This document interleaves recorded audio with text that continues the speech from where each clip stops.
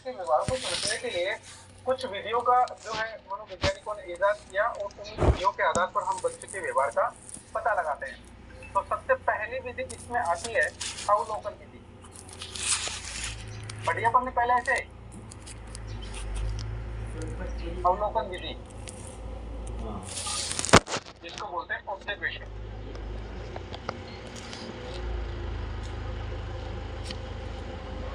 Observation और इसके लिए एक शब्द इस्तेमाल किया जाता है निरीक्षण। पढ़ाई कैसे कुछ अवलोकन विधि।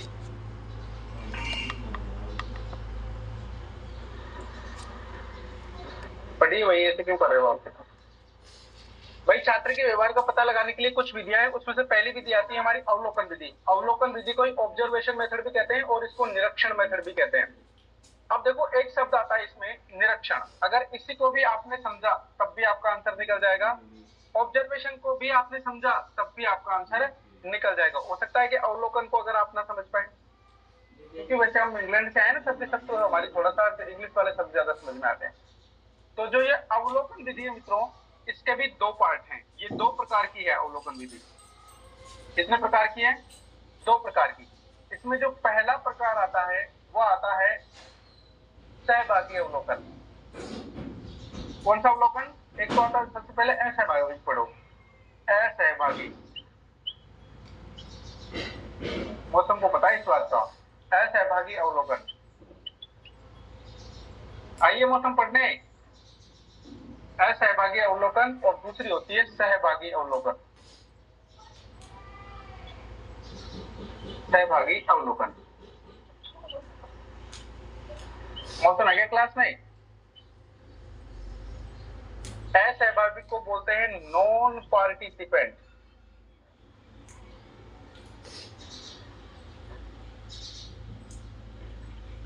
नॉन पार्टिसिपेंट और सहभागी को बोलते हैं पार्टिसिपेंट।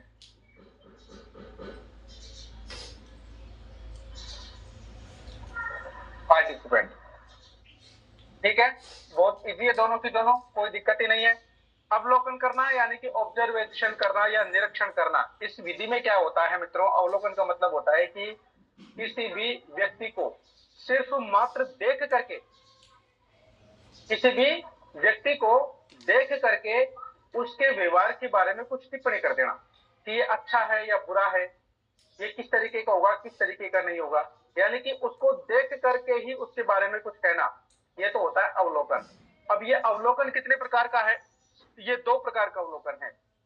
एक तो होता है असहभागी अवलोकन और दूसरा होता है सहभागी अवलोकन। असहभागी अवलोकन में क्या होता है कि व्यक्ति दूर खड़ा हो जाता है और दूर से खड़े खड़े उस व्यक्ति की, उस बालक की गतिविधियों को देखता है। जैसे एक शिक्षक अपनी क्लास में क्या करता है कि बच्चों को विद्यालय में उसकी जो गतिविधि होती है पूरे दिन, उसको सिर्फ और सिर्फ दूर से देखता है और दूर से देखने के बाद में ये डिसाइड कर देता है कि ये पढ़ने में बहुत इंटेलिजेंट है, ये आगे जाकर के ये करेगा, या एक नंबर का गधेड़ा है, या लड़ाकू है, या मिलनसार है, कैसा है, उसके बारे में ये सारी टिप्पणियां जो बालक करता है, तो उसको कहते हैं हम असहभागी अवलोकन। ठीक है मित्रों। दूसरी होती है सहभागी अवलोकन। अरे जो असहभागी अवलोकन है ना, इस अवलोकन को व्यक्ति हर जगह काम में लेता है।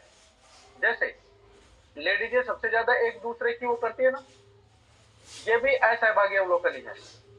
और जब शादी रिश्ते की बात चलती है तो एक दूसरे से इस तरीके से बात की जाती है ना, वो ऐसा है, वो ऐसा है, सिर्फ 10 मिनट देख के आए थे, खाली चाय पी के आए थे उसके घर पे, उसके बाद ही उसकी पूरी टिप्पणी कर दी, उसका पूरा इतिहास 7 पीढ़ियों का बता दिया। क्या वास्तव में वो सही था?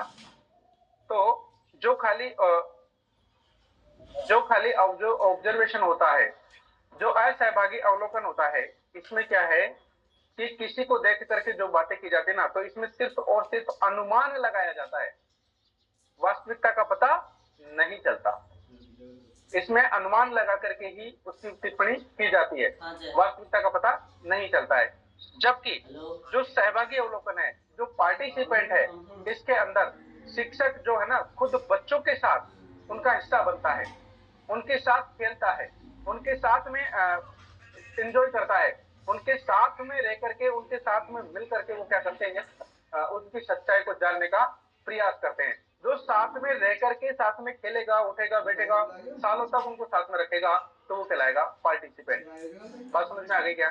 जैसे अपने कॉलेज वाले दिन आप याद करो, आपके साथ में मैं रह करके तुम्हारी सारी गतिविधियों में तुम्हारे साथ था। अगर तुम्हारे बारे में अगर कोई मुझसे पूछे तो मैं तुम्हारा विश्लेषण बहुत अच्छे से कर पाऊंगा या नहीं? क्योंकि मुझे आपकी सच्चाई पता है, कौन कितना सही है, कौन क्या है क्या नहीं है, वो चीज मैं जानता हूँ। क्यों? क्योंकि मैंने आपके साथ पार्टिसिपेंट ऑब्जर्वेशन किया है। कौन सा ऑब्जर्वेशन किया है? पार्टिसिपेंट किया है। और एक वो जिसके बिना साथ गए, सिर्फ देख करके ही हम उसके बारे में क्या कर दें, टिप्पणियां कर दें, वो कहलाता है नॉन पार्टिसिपेंट ऑब्जर्वेशन। तो अवलोकन कितने प्रकार का? दो प्रकार का, एक तो सहभागी और दूसरा असहभागी।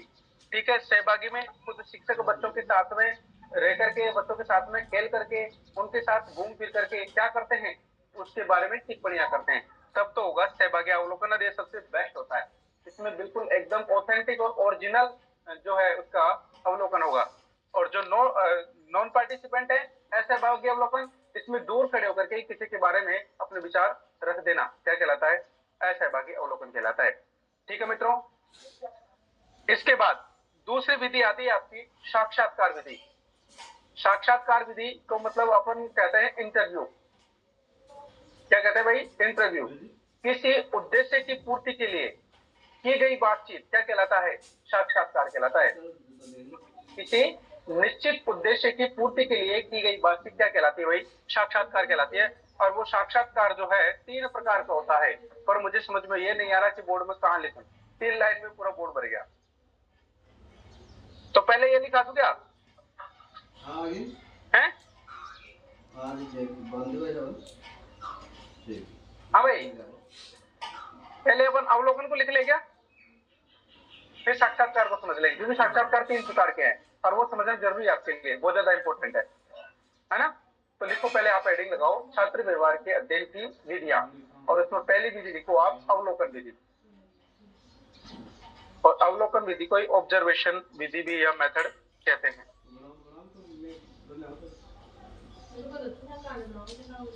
लिखो इसमें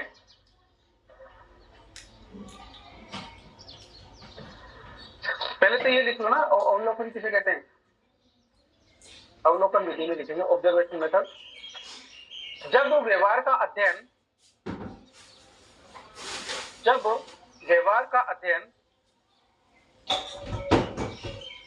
छात्र को केवल देखकर, अंडरलाइन कर लेना इसको, केवल देखकर किया जाए। सर अवलोकन विधि में लिखना ही? हाँ, अवलोकन विधि में तो लिखना है। फिर इसके 2 प्रकार लिखेंगे ना अपन। जब व्यवहार का अध्ययन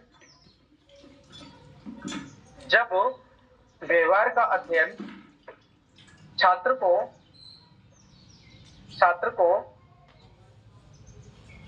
केवल देखकर, अंडरलाइन कर लेना, केवल देखकर किया जाए, तब इसे अवलोकन कहते हैं।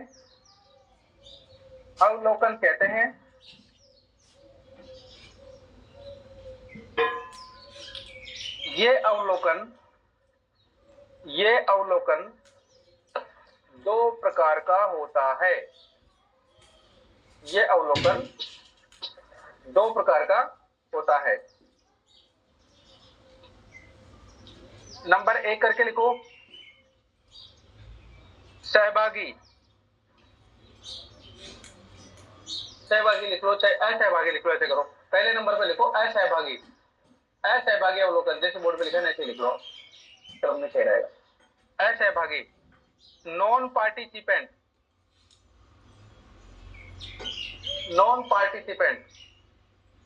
असहभागी, और दूसरा लिखो सहभागी पार्टिसिपेंट।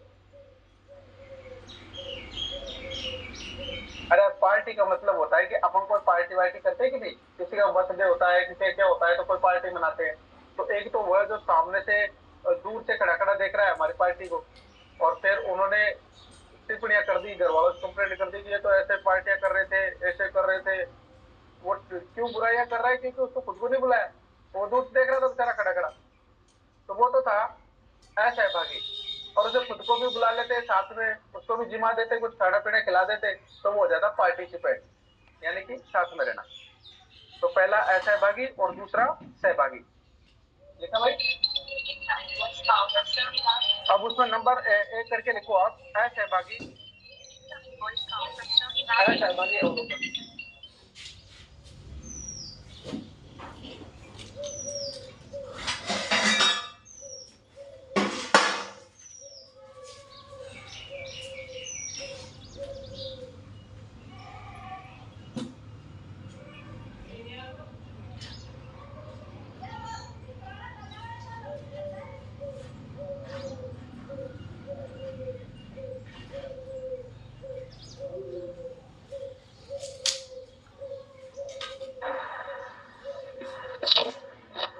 असहभागी अवलोकन, इसमें लिखो भाई नॉन पार्टिसिपेंट। जब शिक्षक दूर खड़े होकर, दूर खड़ा होकर, अंडरलाइन कर लेना इसको, दूर खड़ा होकर अपने छात्रों के व्यवहार का अध्ययन करता है, तब इसे असहभागी अवलोकन कहते हैं। असहभागी अवलोकन कहते हैं। भाई इन विधियों में से ये बात तय है बिल्कुल, 1 नंबर का सवाल पक्का आएगा, चाहे साक्षात्कार से पूछ ले, चाहे अवलोकन से पूछ ले। 3 विधियां, इनमें से एक विधि डेफिनेटली आती है। यह बहुत अच्छे से पढ़ना, पक्का सवाल आता है यहाँ पे। ठीक है भाई? असहभागी कहते हैं। इस विधि की, आगे लिखो इसमें, इस विधि की सबसे बड़ी समस्या,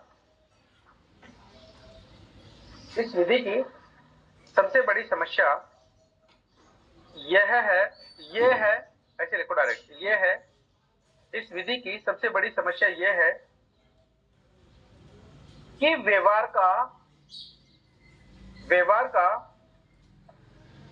अनुमान लगाया जा सकता है। व्यवहार का अनुमान लगाया जा सकता है। अनुमान को कहते हैं भाई अपने छोटे मोटे आइडियाज तुक्का मान लो, तुक्का लगा दे, तुक्का, अंदाजा सही बोलिए अंजलि, अच्छा याद दो दे बहन जी, अंदाजा लगाते हैं। ठीक है, अनुमान लगाया जा सकता है, अनुमान लगाया जा सकता है, वास्तविक कारण का पता नहीं चलता है, वास्तविक कारण का पता नहीं चलता है।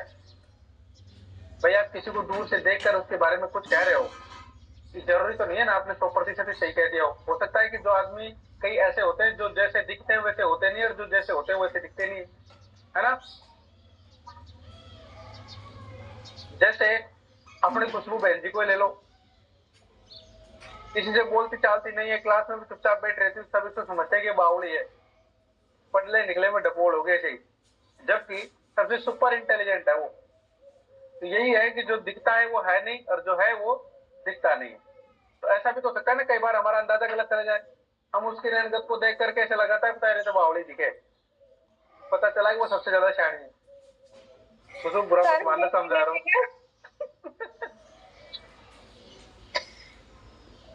कोई बात ना बहन जी, ऐसे समझ में आ जाता है ना सबको, किसी को आए ना आए तुझे समझ में जरूर आएगा। तो मुझे बावली बढ़ा दी थी सर ने। ऐसी तो बातें जो तुम्हारे रियल जीवन में जब ऐसी चीजों का सामना होगा ना, तब फिर मैं तब भी याद आऊंगा तुमको नौकरी लगने के बाद में। ठीक है भाई, तो इसमें क्या होता है, वास्तविक कारण का पता नहीं चलता है। ठीक है, नंबर 2 हेडिंग लगाओ, सहभागी, पार्टिसिपेंट, और इसमें लिखो जिस अवलोकन में जिस अवलोकन में, ये वेरी इंपॉर्टेंट है, ध्यान रखना सबसे, जिस अवलोकन में शिक्षक छात्रों के समूह का सदस्य बनकर, छात्र के समूह का सदस्य बनकर उनके बीच में रहते हुए, अंडरलाइन करो इसको, उनके बीच में रहते हुए, उनके बीच में रहते हुए अध्ययन करता है, तब इसे सहभागी आकलन कहते हैं। तब इसे सहभागी आकलन कहते हैं। सहभागी आकलन कहते हैं। 9 बजे फिक्स। 9 से ज्यादा भी सकते, 1 मिनट कम भी हो सकता। छोटी कक्षा के छात्रों यहाँ से वीडियो बंद कर या छोटी कक्षा के विद्यार्थियों, ऐसे लिख लेना, छात्रों की जगह विद्यार्थी लिखो तो सभी आ जाएगी। छोटी कक्षा के विद्यार्थियों के व्यवहार के, छोटी कक्षा के विद्यार्थियों के व्यवहार अध्ययन की श्रेष्ठतम विधि है। छोटी कक्षा के विद्यार्थियों के व्यवहार अध्ययन की श्रेष्ठतम विधि है। अब इसमें होता क्या है कि चाहे शिक्षक हो चाहे शिक्षिका हो, ये क्या करती हैं कि अपने जो बच्चे होते हैं ना, उनके साथ में खुद भी खेलती है, उनकी पार्टी की सदस्य बनती है वो। जैसे लड़के बच्चे होते हैं तो क्रिकेट खेलेंगे, कोई और गेम खेलेंगे, तो उनमें से एक खिलाड़ी जो है ना वो खुद शिक्षक भी होगा। जब लड़कियां कोई गेम खेलेंगी तो उनमें से एक जो खिलाड़ी होगा ना वो उसकी शिक्षिका की भी होगी। तो फिर ना वो जब खेलते हैं तो वो इस चीज को भूल जाते हैं कि ये हमारा सर है या मैडम है, नहीं, वो डायरेक्ट नाम देते हैं वहीं का। और उनकी वास्तविकता क्या है वो चीजें सीखने को मिलती है कि किसका व्यवहार कैसा है। तो उनके खुद के गेम में शामिल होकर के, उनके खेलों में खुद शामिल होकर के शिक्षक अगर ऑब्जर्वेशन करते हैं तो सबसे श्रेष्ठतम ऑब्जर्वेशन होता है, उनकी वास्तविकता का पता चलता है। भाई ऐसा ही होता है ना, कभी एक मुलाकात में किसी के हम दोस्त बन गए और बाद में जाकर के उससे बातें दूर से ही हो रही है, तो उसकी सच्चाई हम नहीं जान पाएंगे। यदि साल 2 साल, महीने 2-4 महीने हम उसके साथ में रहे, रूम पार्टनर बन के रहे, तो हमें उसकी सच्चाई का पता लगता है। अरे ये दीकबा में जत्रो शाणो जने उसको ज्यादा शाणो या वास्तविकता में ऐसी कहानी आपने सुनी होगी गाँव में। ये सच्चाई है भाई। जो चीज जितनी दिखने में खूबसूरत होती है ना, वो उतनी दुख देने वाली होती है। तो ये तो था अपना क्या भाई, ऑब्जर्वेशन, आकलन। आकलन में कोई दिक्कत नहीं है ना भाई? ऑब्जर्वेशन समझ में आया ना सबको? बताओ। बोलो भाई, बोलो बोलो बोलो, छोटी सी बात है, कोई चीज समझ में नहीं आई तो दोबारा से बता देंगे। बस अरे सभी से पूछ रहा हूँ भाई, समझ में आ गई तो वो बताओ कहाँ तक समझ में आ गई? आ गई सबके? हाँ भाई, सबकी समझ में आ गई? कोई ऐसा जिसको समझ में नहीं आई हो? पूछ लो रे, नहीं पूछोगे? बिल्कुल भी नहीं पूछोगे, सब कुछ समझ में आ रहा है?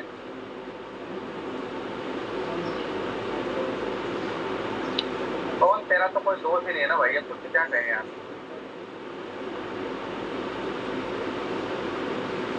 अब संजय बताएगा अब तेरी बीमारी क्या है। संजय क्या परेशानी है भाई इसको? एक बार डोगरा हो गुरुजी हो। अच्छा, साक्षात्कार विधि।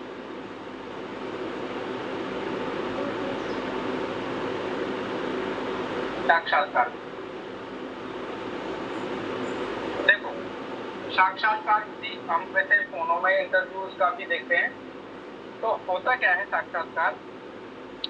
साक्षात्कार का मतलब ये होता है कि किसी उद्देश्य की पूर्ति के लिए, भाई कोई भी टारगेट रखता है आदमी कि इसको मुझे पूरा करना है, कोई चीज जानने का प्रयास करता है, तो किसी उद्देश्य की पूर्ति के लिए की गई बातचीत क्या कहलाती है? साक्षात्कार। भाई इंटरव्यू किसे कहते हैं? इंटरव्यू क्यों लेते हैं? ये देखने के लिए तो पता करते हैं कि भाई ये काम करने में कैसा होगा, इसका कम्युनिकेशन कैसा है, इसको काम के बारे में नॉलेज है कि नहीं, इसकी ईमानदारी कितनी है, कुछ तो पता लग ही जाता है। तो उन चीजों में से कुछ चीजें ऐसी होती है जिनको जानने का वो प्रयास करते हैं, और अगर उन पर वो खरा उतर जाता है तो उसमें सिलेक्शन हो जाता है, और जो नहीं उतरता है तो वो फेल हो जाता है। तो साक्षात्कार क्या है? किसी उद्देश्य की पूर्ति के लिए की गई बातचीत क्या कहलाती है? साक्षात्कार कहलाती है, यानी कि इंटरव्यू कहलाता है। अब ये जो साक्षात्कार है इसकी भी 3 प्रकार हैं। कितने प्रकार हैं मित्रों? साक्षात्कार विधि के 3 प्रकार हैं। हाँ,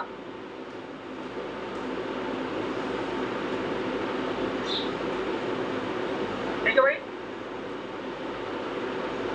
पहली है संरचित।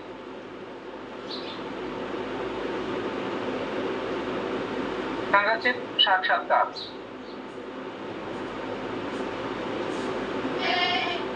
इसको बोलते हैं स्ट्रक्चर्ड।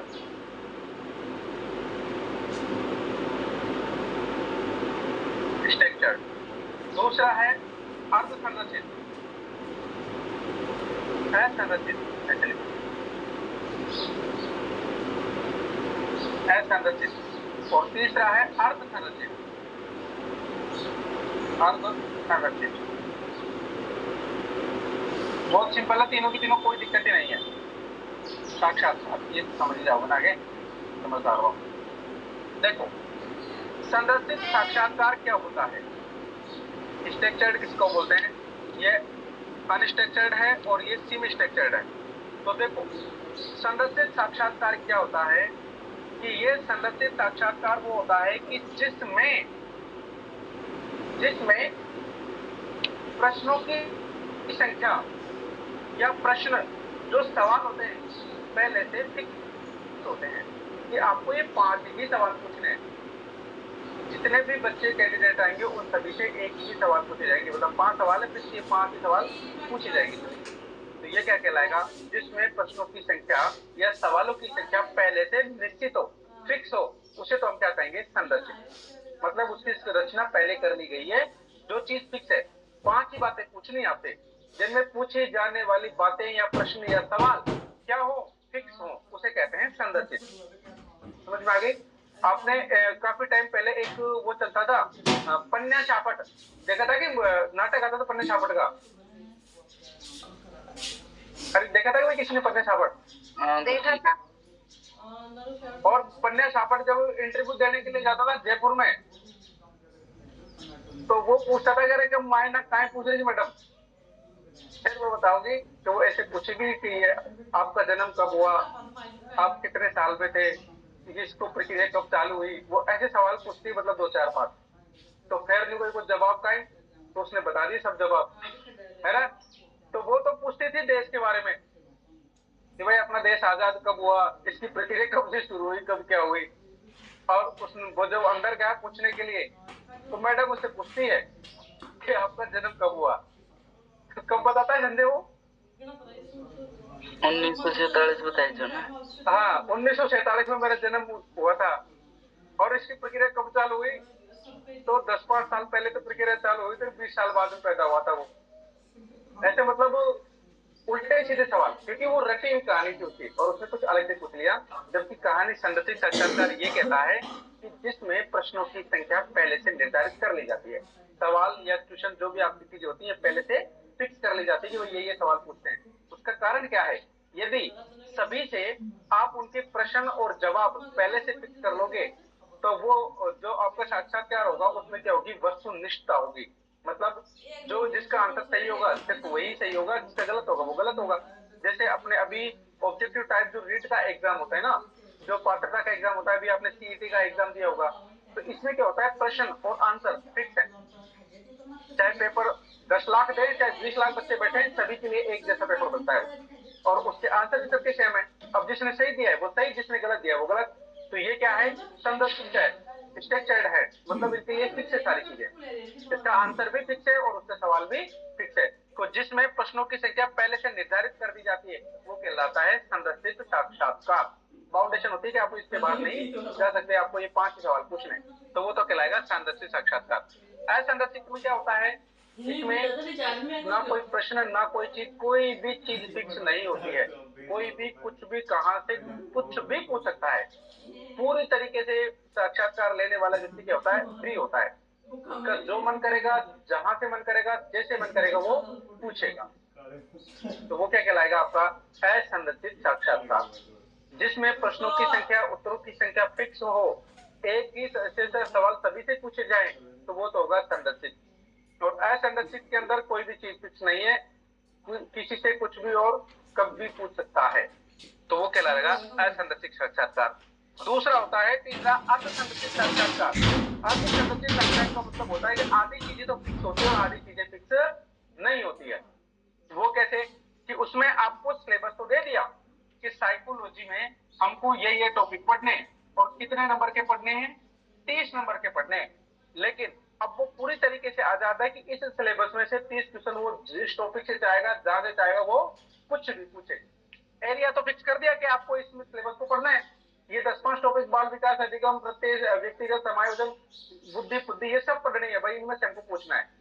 तो उसके क्राइटेरिया तो फिक्स कर दिया, लेकिन क्वेश्चन वो क्या पूछेगा ये उसकी मर्जी है, वो आजाद है इसके लिए।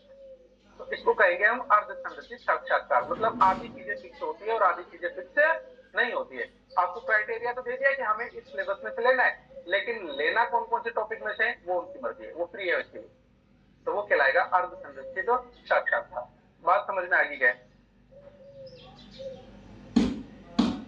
अरे भाई आओ, तीनों बात समझ में आई को नहीं बताओ दे।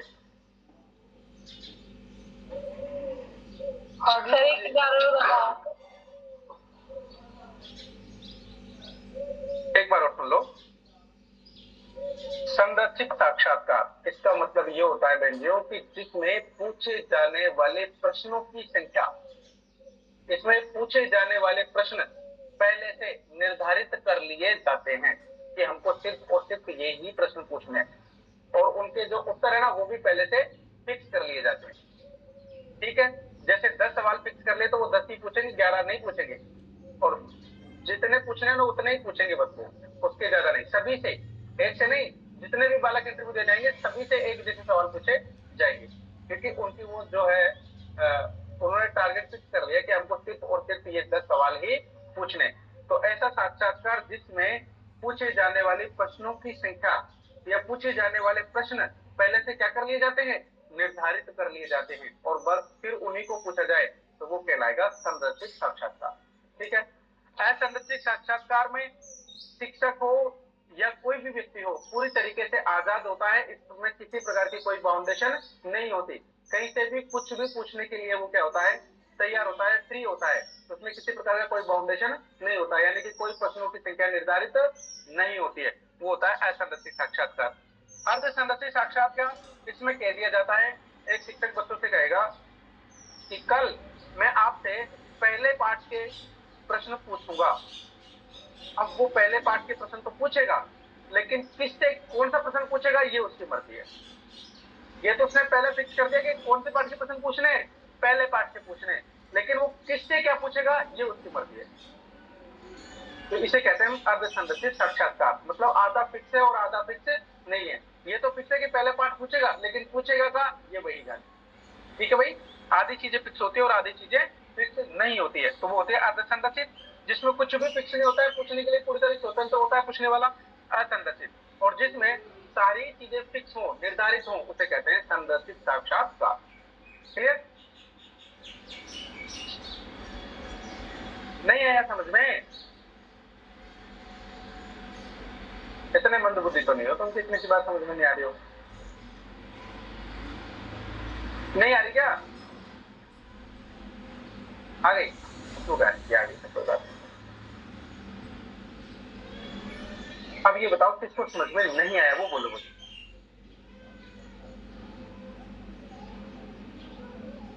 सबको आ गया? लिखवा दूं?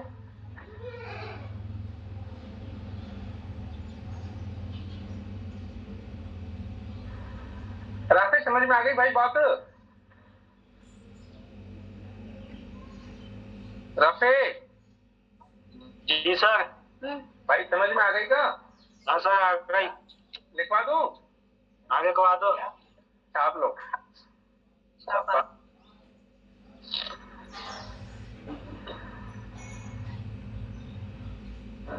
लिखो इसमें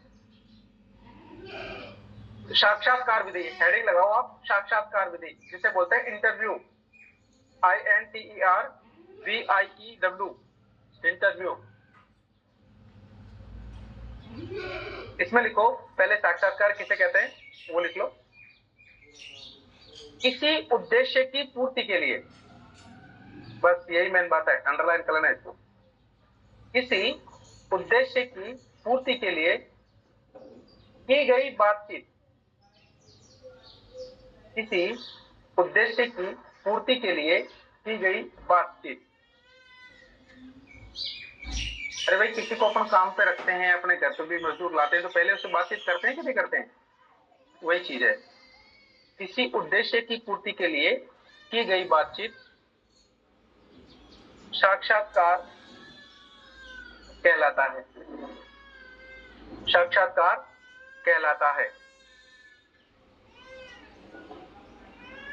साक्षात्कार लेने की 3 विधियां हैं, साक्षात्कार लेने की 3 विधियां हैं, मतलब इंटरव्यू लेने की 3 विधियां हैं। साक्षात्कार लेने की 3 विधियां हैं। नंबर 1 संरचित साक्षात्कार। संरचित साक्षात्कार इंग्लिश में बोलते हैं स्ट्रक्चर्ड, STRUCTUCHED,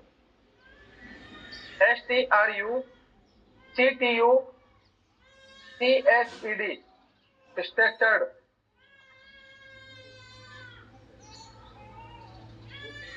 दूसरे लिखो असंरचित साक्षात्कार, असंरचित साक्षात्कार, अनस्ट्रक्चर्ड, स्ट्रक्चर्ड के आगे यूएन लगा दो, अनस्ट्रक्चर्ड। साक्षात्कार विधि किसे कहते हैं, फिर से बोलना। असाक्षात्कार विधि वो होती है, असाक्षात्कार नहीं है, असंरचित नहीं, साक्षात्कार एक तो है साक्षात्कार। भाई साक्षात्कार लेने की यानी कि इंटरव्यू लेने की 3 विधियां हैं। अब साक्षात्कार कहते किसको है, उसकी परिभाषा यह है, किसी उद्देश्य की पूर्ति के लिए की गई बातचीत। किसी उद्देश्य की पूर्ति के लिए की गई बातचीत क्या कहलाता है, साक्षात्कार कहलाता है। और ये साक्षात्कार लेने की 3 विधियां हैं, मतलब इंटरव्यू लेने की 3 विधियां हैं। पहली है संरचित साक्षात्कार, दूसरी है असंरचित साक्षात्कार जिसको बोलते हैं अनस्ट्रक्चर्ड, तीसरी है अर्ध संरचित साक्षात्कार। अब लिखो नंबर 1 करके संरचित साक्षात्कार, समझ में आ जाएगा। लिखो असंरचित साक्षात्कार, इसमें लिखेंगे हम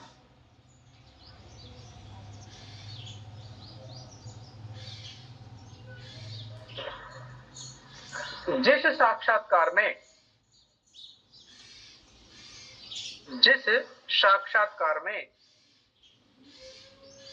पूछे जाने वाले प्रश्न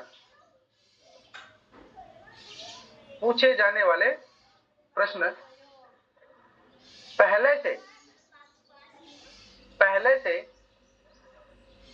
निर्धारित कर लिए जाएं, जिस साक्षात्कार में पूछे जाने वाले प्रश्न पहले से निर्धारित कर लिए जाएं, उसे संरचित साक्षात्कार कहते हैं। उसे संरचित साक्षात्कार कहते हैं।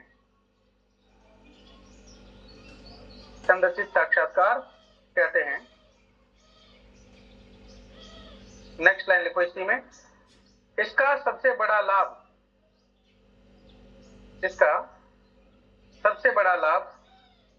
यह है कि इसमें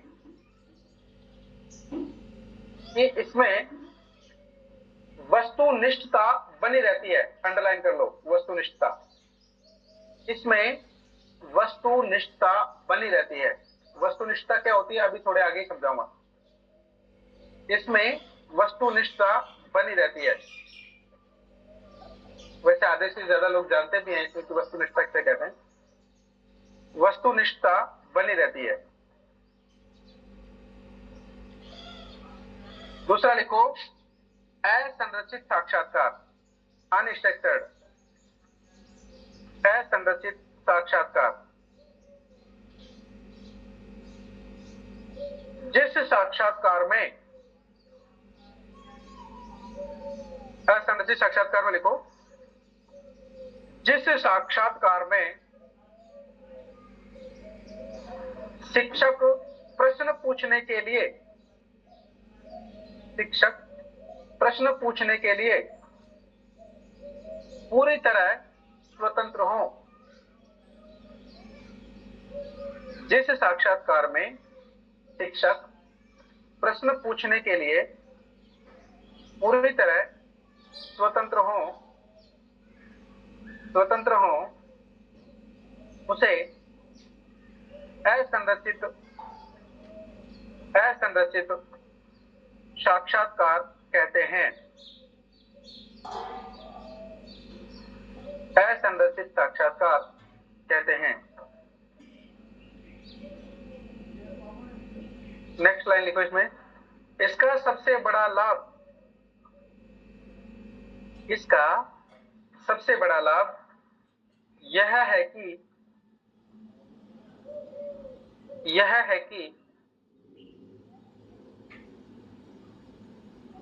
अगर छात्र प्रश्नों का उत्तर निजी कारणों से ना देना चाहे, इसकी वास्तविक कहानी बताऊंगा तुमको मैं। निजी कारणों से ना देना चाहे, तब घुमा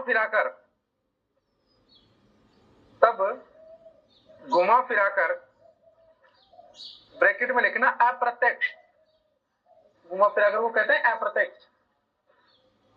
अप्रत्यक्ष तरीके से प्रश्न पूछा जा सकता है। नहीं दे सकता है। मैं फिर से बोल रहा हूं, जो जहां रह गया वहां से लिखें आप। अगर छात्र प्रश्नों का उत्तर निजी कारणों से यानी खुद की पर्सनल कारण से ना देना चाहे,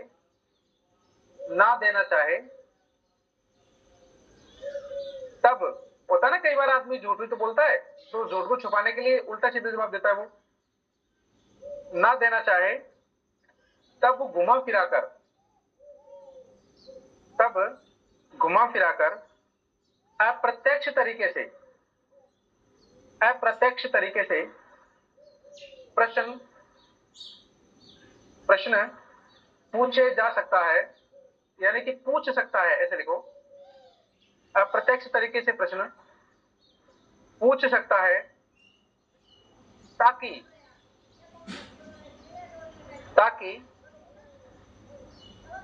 वास्तविकता का पता चले, यानी सच्चाई का पता चले, वास्तविकता का पता चले। इसलिए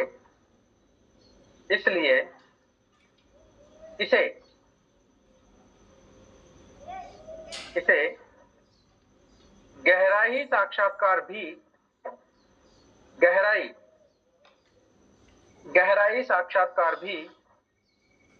कहते हैं। इसलिए इसे गहराई साक्षात्कार भी कहते हैं। मतलब इसमें क्या होता है, शिक्षक जो है ना पूरी तरीके से फ्री होता है, आजाद होता है। वो कुछ भी प्रश्न पूछे, उसे ऐसा लगा कि बच्चा झूठ बोल रहा है, सच नहीं बता रहा, तो वो उस सच्चाई को जानने के लिए बच्चे से घुमा फिरा करके भी बातचीत पूछ सकता है कि भाई जो जिस तरीके से नहीं बताना चाह रहा तो उसे दूसरे तरीके से पूछ लेते हैं।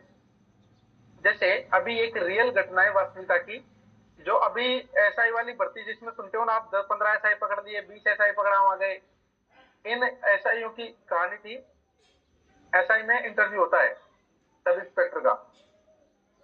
तब इनके इंटरव्यू चल रहे थे तो एक अपने जोधपुर के साइकोलॉजिस्ट है, बहुत बड़े, अपने राजस्थान में उससे बड़ा कोई साइकोलॉजिस्ट नहीं है। एक मलिक सर हैं, दिल्ली के हैं वो से, वो अमर कुमार। तो उनने क्या किया, उनको यहाँ अपने जब इंटरव्यू पैनल बैठता है ना उसमें बुलाते हैं वो, तो आए हुए थे यहाँ। अब एक लड़की थी अपने सीकर से, नाम भी मुझे पता है लेकिन मैं तुम्हें नहीं बताऊंगा। उस लड़की ने एग्जाम टॉप किया, बढ़िया नंबर लेके आई, और उसका जब इंटरव्यू लिया गया यहाँ पे, तो इंटरव्यू में उससे कुछ सवाल ऐसे पूछे गए, तो वो सवालों के जवाब ऐसे दे रही थी कि बस मानो, ऐसे मान लो कि ये अगर बन गई तो बहुत तगड़ी देश में सुधार कर देगी, मतलब जिस भी थाने में रहेगी उस थाने का तो ये उद्धार कर देगी। इतनी बढ़िया तरीके से बात कर रहे थे वो।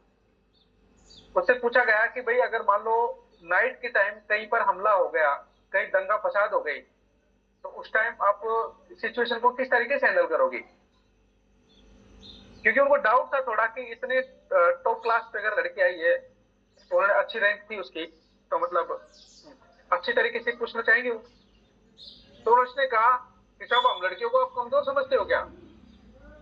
दिन क्या रात क्या, जो ड्यूटी है उसको तो ड्यूटी के तरीके से निभाएंगे, और उसका जो भी समाधान उचित कार्यवाही होगी वो हम करेंगे। और मैं जाऊंगी, पूछेंगे स्टाफ में अगर कोई नहीं है, सब छुट्टी पे घर पे चला गया, तो क्या हुआ सर, मैं हूं तो सही स्टाफ में, मैं जाऊंगी ना, मैं लड़ूंगी उनसे। ऐसे जवान को मतलब मानो भाई ये तो तगड़ी है, किसी से डरती नहीं है, बहुत तगड़ी निडर इंसान है। तो उसको मतलब सच्चाई जानने के लिए फिर उन्होंने एक क्वेश्चन और पूछा उससे कि आप रात को आप घर से चले थे, अब तो इंटरव्यू देने के लिए, तो इंटरव्यू की खुशी में आपको नींद भी नहीं आई होगी, तो आप जब घर से चले थे तो बाई ट्रेन या बाई बस? कि सर बाई बस आई हूँ। अच्छा, तो बस स्टैंड से अपना घर कितनी दूर पड़ता है, कैसे आई हो? कि सर वहां से 60 किलोमीटर पड़ता है। अच्छा अच्छा अच्छा, तो आप तो रात को निकल के आई हो वहां से, रात में गाँव में निकलने में समस्या नहीं होती? अरे साहब समस्या तो बहुत होती है। अच्छा अच्छा, तो अकेली आई होंगी आप? कि साहब रात में मैं अकेली कैसे आ सकती हूँ, मैं तो अपने पति को साथ में लाई हूँ। बस हो गया उसका काम। तो ये सच्चाई क्या थी, इसे क्या क्या पता चला आपको, क्या समझ में आया? क्या सच में वो जब रात में हमला हो जाएगा तो रात में जाकर भी झगड़ा कर सकती है, रात में जाकर सिचुएशन को देख सकती है? जो इंटरव्यू देने के लिए रात में अपने पति को साथ में लेकर के आई है यहाँ, तो लड़ाई के समय पे लेडीज अकेली जाकर देख लेगी वहां? नहीं सर। ये सच्चाई जानने के लिए इसकी वास्तविकता क्या है, इसीलिए उन्होंने घुमा फिरा करके ये बातें पूछी। इसी को कहते हैं असंरचित साक्षात्कार। मतलब इसमें पूछने वाला पूरी तरीके से आजाद होता है।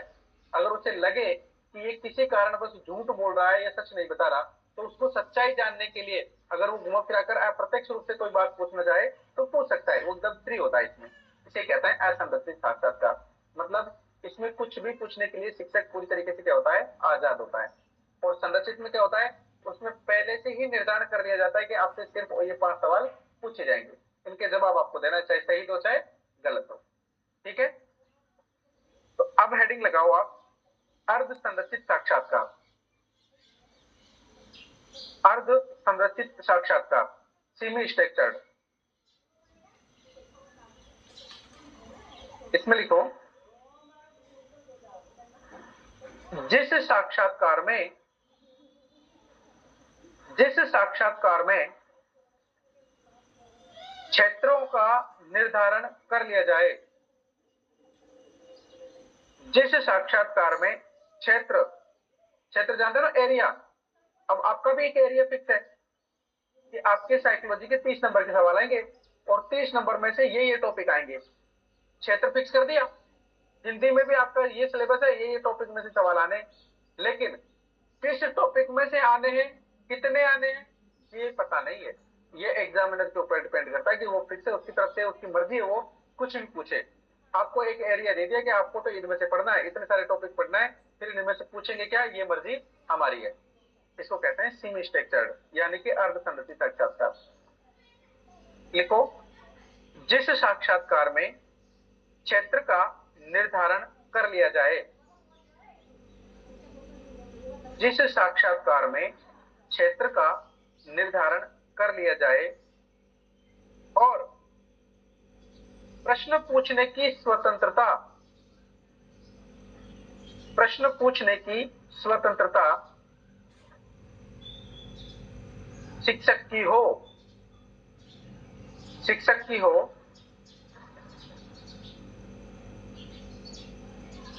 तब इसे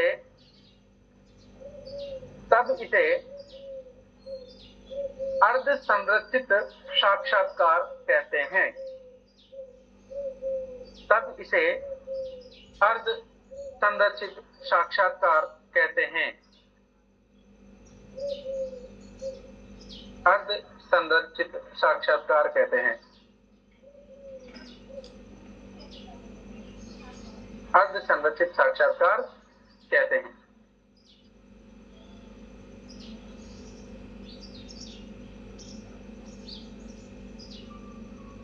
आगे लिखो, इसलिए ये तो हो गया खत्म। आगे एक पॉइंट बना करके लिखो आप। व्यक्तित्व मापन के लिए, व्यक्तित्व मापन के लिए, मापन के लिए असंरचित साक्षात्कार, असंरचित साक्षात्कार सबसे श्रेष्ठ माना गया है। इंपॉर्टेंट लगाना है, इसको स्टार लगा लेना इसकी 2-3। कि साक्षात्कार लेने के लिए सबसे श्रेष्ठ विधि कौन सी है? तो असंरचित साक्षात्कार सबसे श्रेष्ठ भाई, असंरचित।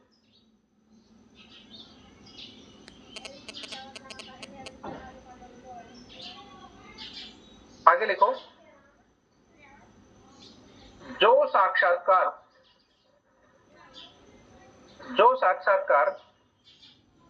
आमने सामने बैठकर लिया जाए, जो साक्षात्कार मतलब इंटरव्यू आमने सामने बैठकर लिया जाए, आमने सामने बैठकर लिया जाए, वह सबसे श्रेष्ठ होता है, वह सबसे श्रेष्ठ होता है,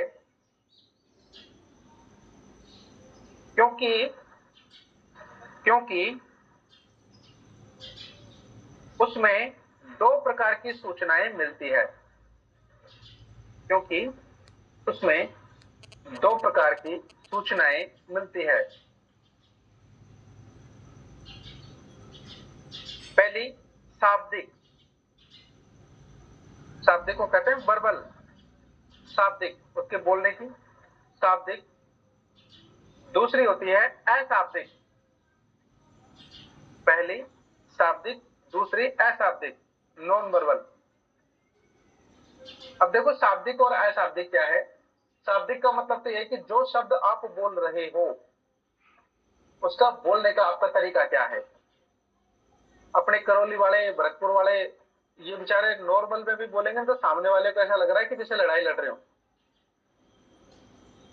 बोली थोड़ी ऐसी होती है ना, तो सामान्य बोलते हैं तब भी सामने वाले को ये फील होता है कि वास्तव में लड़ाई तो नहीं कर रहे कहीं, है ना। तो शाब्दिक तो ये होता है कि आपकी बोली भाषा कैसी है, आपका बोलने का जो कम्युनिकेशन है वो कैसा है। और अशाब्दिक का मतलब होता है आपकी बॉडी लैंग्वेज। आपने देखा होगा कई बार जब हम किसी के सामने जाते हैं, जो हमारी परीक्षा ले रहा हो या फिर हमारी कोई नौकरी का मामला हो या फिर कुछ और हो, तो हमारे जबान का साथ हमारा शरीर नहीं देता है। तो हम उससे बात करने से पहले बोलते तो रहते हैं, पर हमारे हाथ पैर कपते रहते हैं, कपकपी लगी रहती है, या फिर पसीने आते रहते हैं, घबराहट होती रहती है। ऐसे बहुत से लोग देखे होंगे आपने जो किसी से बात करना ही नहीं चाहते, अगर बात करेंगे तो ऐसे धूसते रहेंगे, एकदम बिल्कुल कांपते रहते हैं वो। तो आपका कम्युनिकेशन बात करने का कैसा है और आपकी बॉडी लैंग्वेज कैसी है। बॉडी लैंग्वेज को कहते हैं अशाब्दिक, और जबकि शाब्दिक वो होता है जो आपका बोलने का तरीका है, कम्युनिकेशन आपका है। ठीक है भाई, बॉडी लैंग्वेज का मतलब समझ गए ना। किसी से बात कर रहे हैं तो हम उनसे आंख नहीं मिला पाते हैं, आंख सामने नहीं देख पाते हैं, नीचे गर्दन करके बात कर रहे हैं, या फिर हमारे शरीर में कपकपी भर रही है, ऐसा होता है, उसे ही बॉडी लैंग्वेज कहते हैं। ठीक है, लिखो आगे। शाब्दिक का अर्थ,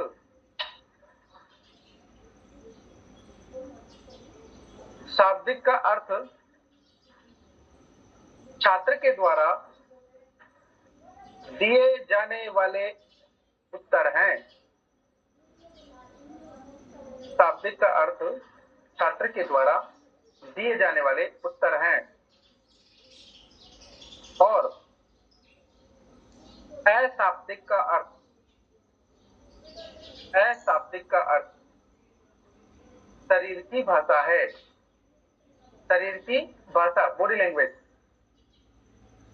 शरीर की भाषा है। कई बार होता है ना, किसी को देख करके पता लग जाता है कि बेचारा बहुत डरा हुआ है, इसको घबराहट बहुत ज्यादा हो रही है ऐसे, और किसी को देख करके लगता है कि बहुत कॉन्फिडेंट है यार, इसको डर ही नहीं है बिल्कुल, इसको तो कोई फर्क ही नहीं पड़ रहा कि आज हमारा इंटरव्यू है कुछ ऐसे। तो यही होता है भाई बॉडी लैंग्वेज। ठीक है, आगे एक पॉइंट बना करके और लिख लो।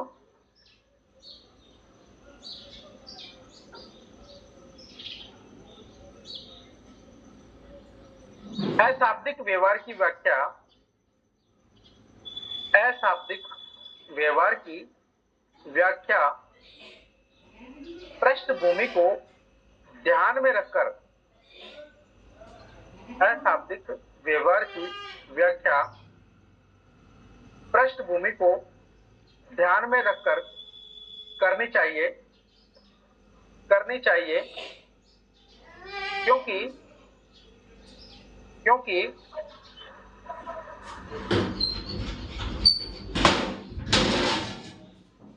शरीर की भाषा, शरीर की भाषा अलग अलग स्थिति में, अलग अलग स्थिति में अलग अलग होती है। अलग अलग स्थिति में अलग अलग होती है।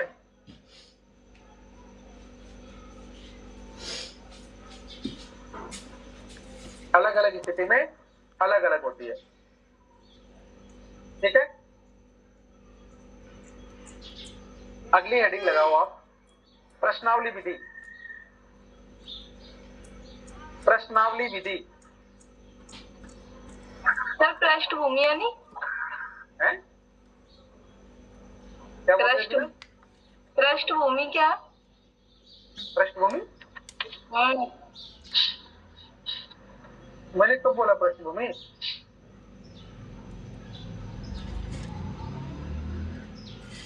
शरीर की भाषा अलग अलग स्थिति में अलग अलग होती है, ये बोला है मैंने तो। अशाब्दिक व्यवहार की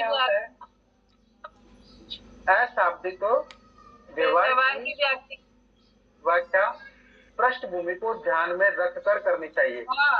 ये वाला पृष्ठभूमि का मतलब होता है कि उसका जो आप पूछ रहे हो ना, मतलब किस मैटर में आप बात कर रहे हो बालक से, तो वो आपकी पृष्ठभूमि क्या है। मतलब अगर मान लो कोई चोरी का प्रकरण है, बच्चे से बात कर रहे हो, तो आपको वो पृष्ठभूमि ध्यान रखने के अपना मैटर चोरी से जुड़ा हुआ है, तो उस बच्चे से किस तरीके से बात करेंगे।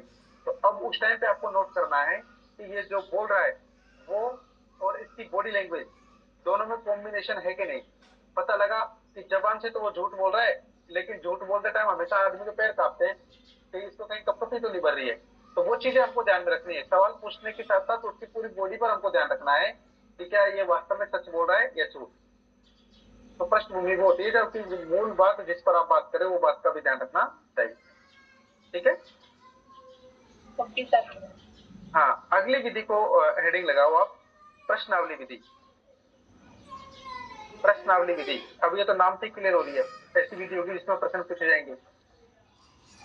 ठीक है, प्रश्नावली विधि। और प्रश्नावली विधि में लिखो आप,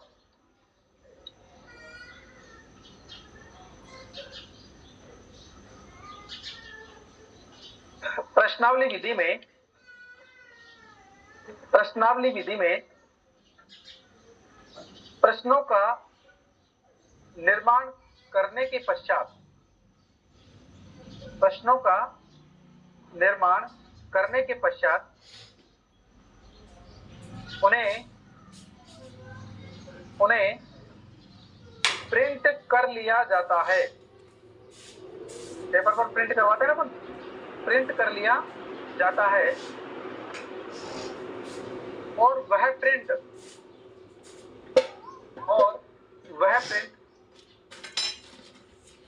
छात्रों को छात्रों को भरने के लिए दिया जाता है। जैसे आपकी ओएमआर शीट नहीं आती, क्वेश्चन पेपर आता है उसके साथ में ओएमआर शीट आती है। अभी सीईटी का एग्जाम दिया होगा ना सब लोगों ने,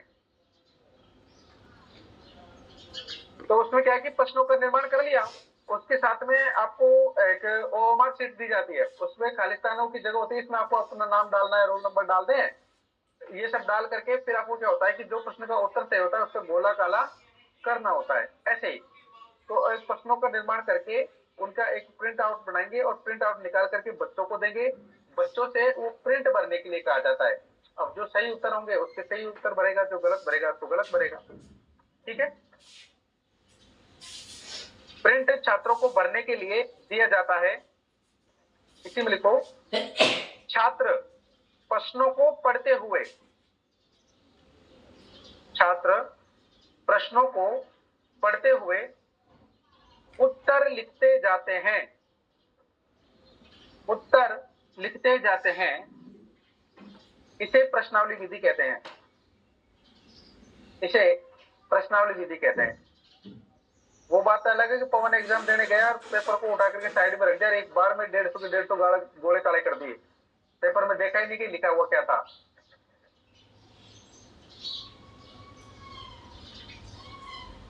छात्र मुझे पटा दिया रोज एक आई काम से पेपर से बने पढ़ाई आंसर दे दिया है और पटा दिया था। सब दुष्ट पेपर को देखता तो सही, उसमें लिखा क्या था अंदर है कि उसकी शक्ल देखते ही पूरा स्कैन कर लिया। और जाएंगे भी कैसे किससे अच्छा, ट्राई पढ़ लिया। छात्र प्रश्नों को पढ़ते हुए उत्तर लिखते जाते हैं, इसे प्रश्नावली विधि कहते हैं। ठीक है भाई, जो आप टेस्ट देके आते हो, परीक्षा देके आते हो, ये प्रश्नावली विधि का उदाहरण है। लिखो आगे, एक प्रश्नावली में सामान्यतः 2 प्रकार के प्रश्न होते हैं। एक प्रश्नावली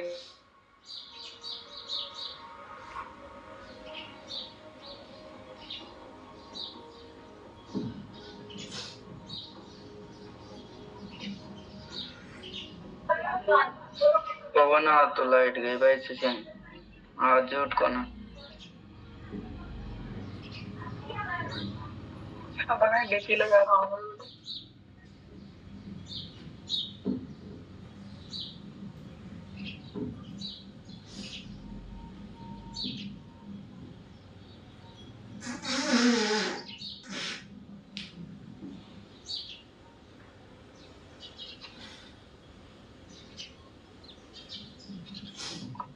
बाहर कट जाओ तुम्हारे।